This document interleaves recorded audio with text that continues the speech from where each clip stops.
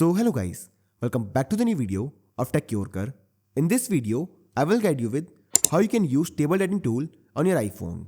So for this feature to work, you must enable Apple Intelligence on your iPhone.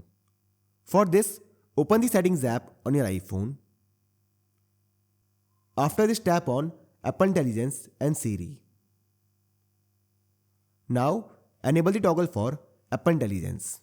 You can use table editing tool on any text like a web page, notes, or even a message. So for this video, we will use table editing tool on the Notes app. So first of all, open the Notes app on your iPhone. Now, open the note in which you want to use the writing tool. After this, select the part of the note which you want to convert into table. For example, this one.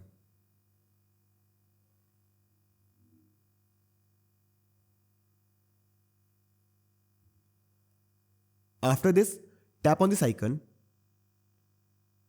and this will open writing tools. Now to convert the note into table, tap on this table option. And as you can see here, this converts the note into table.